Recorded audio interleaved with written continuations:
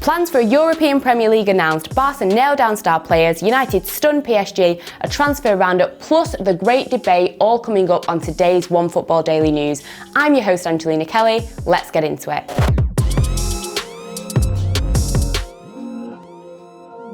Now, last week, clubs like Manchester United and Liverpool were in talks about Project Big Picture. That was obviously scrapped, but now they've moved on to something else, and it is a FIFA-backed tournament that is guaranteed to change the sport's global landscape, and it's going to kind of operate as a European Premier League. Now, allegedly $6 billion, yes, $6 billion are being put together to fund this concept that will see the biggest teams from countries like England, Spain, Germany, Italy and France all compete in this competition. For England, as many as 5 clubs could compete, so as well as Manchester United and Liverpool, Arsenal, Manchester City, Chelsea, Tottenham have all been approached. And it's looking like this could be happening sooner than we think, with plans allegedly in place for 2022. Now, the league's format would be 18 teams playing home and away, and then the top placed teams would kind of go at it in a bit of a tournament, and at the end, a winner would be crowned. Now, this all sounds pretty, I guess, exciting at first look. When you think about it, the idea of the likes of Real Madrid, PSG, Juventus, Liverpool, and loads of other big teams all playing in this one big tournament. I mean, it's things that you always see people talking about. It's what kind of dreams are made of for football fans. But when you look at this, I don't understand how this is going to work. How are these teams going to play in the domestic league? How are they going to play in the Champions League, Europa League, international games as well? The schedule is already pretty packed. And I just feel like if they are taking the best teams with the most money into this league, then they should just be wiped out of the domestic leagues. I mean, you could go on and on about the state of some of the leagues, of this massive, massive divide between the clubs with money and the clubs that maybe don't have as much money. And these clubs that don't have as much money, they're struggling. You know, it's tough to try and get into the top 6. It's tough to try and win, you know, a title in your country. But with this idea, in my opinion, I think get the likes of Manchester United, Juventus, Bayern Munich, everybody, all of these big teams, let them leave the domestic leagues and let them just play in this competition, and that way it gives what you would class as maybe smaller clubs with maybe not as much money a chance to actually compete and win a little bit more silverware. So I guess we'll have to wait and see what happens with this one, but certainly all very exciting. Next up, Barcelona, and after a summer of dramas with players wanting to leave, some wanting to stay but they didn't want them to stay, players not wanting to take pay cuts,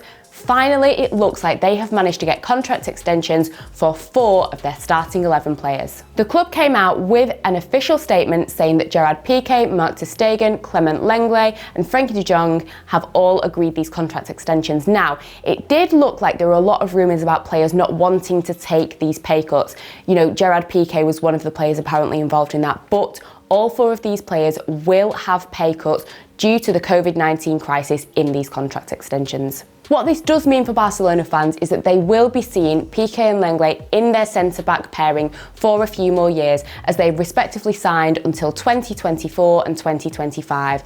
Also, ter Stegen will be at the club until 2025, and Frenkie de Jong, who did only join from Ajax back in the summer of 2019, will be staying, and he has extended his contract on top of his original contract, meaning he will be there until 2026. Also included in these contracts are some buyout clauses. We've got 300 million euros for Lenglet, 400 million for De Jong, and a whopping 500 million for Piqué and ter Stegen. This will allow Barcelona fans to breathe a massive sigh of relief. It's a great move that they've been able to nail down these 4 players. And what it does mean is that if they're able to buy well in the January transfer window and in the summer, Barcelona could be starting to build a really solid team that will survive the anticipated departure of Lionel Messi next summer. Last night we saw the return of the Champions League, and what an exciting night of football it was. One of the biggest results, which I'll be honest, I'm still pretty shocked about, is that Manchester United managed to beat PSG 2-1. It was a real classy performance from the Reds, and I'll be honest, I do think that they definitely deserved that win. This now marks for United 10 consecutive away wins, which is the most that they've done in their entire history. And just like their last time in Paris, it was of course Marcus Rashford that came to Manchester United's rescue, getting them a late winning goal. Now, a lot of people were shocked at that result, like I say, myself included, and I think the fact that PSG fielded a pretty strong team, I mean, there was Di Maria, there was Mbappe, there was Neymar, and none of them managed managed to get a goal. I mean, I guess it's these situations where, you know, you see players like Neymar not managing to make an impact in these games where they are considered the favourites 100%. You know, them not being able to make an impact is why people do question how they will do in this competition, but they did get to a final last year and it is still early days, so I'm sure that they will be able to rebound well from this. For Manchester United, they were without Harry Maguire, and this allowed Victor Lindelof and Axel Tuanzebe to form a partnership at centre-back. Now, when I saw this, I'll be honest, I was pretty surprised. Lindelof has been shaky.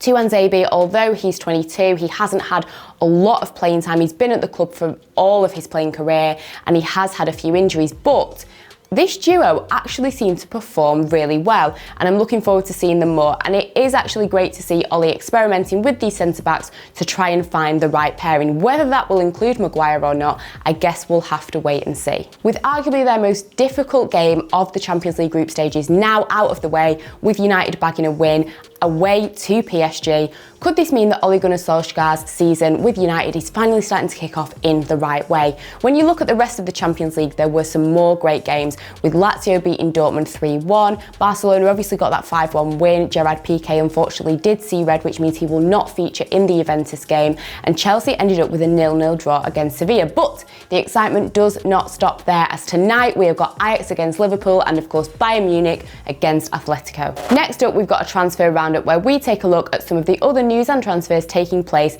in the footballing world. First up, Chelsea's technical and performance advisor Petr Cech and their former goalkeeper has been drafted in for the rest of the season by Frank Lampard.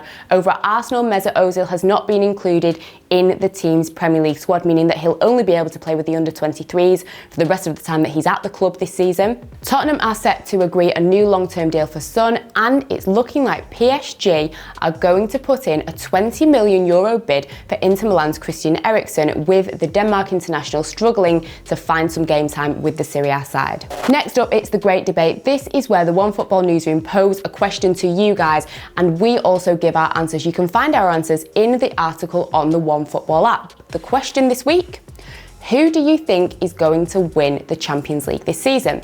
Now, I'm not gonna lie, of course it would be super easy for me to go with Bayern Munich on this one. They are absolutely flying. They're bound to be favourites for the competition, but as we've seen before, it is really hard to retain this piece of silverware. So I think I'm gonna go with Real Madrid. Now, when you look at that side that Zidane has, you know, he's got older players in Sergio Ramos, Karim Benzema, that are proven match winners with amazing experience, especially in this competition. But he also has a lot of younger talent in Federico Valverde, Martin Odegaard, that will be dying to make a good impression in this competition.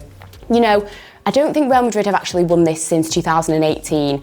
For most teams, that would not be, you know, a real issue. But of course, at Real Madrid, I'm sure the men in suits behind it all will be absolutely flapping at the idea of that silverware not being in the Bernabeu Stadium next season. So I feel like they are certainly going to have laser focus on this competition this season. And that's everything for today's Daily News. Make sure you guys get involved in the comment section below. Let us know what you think about the great debate question this week.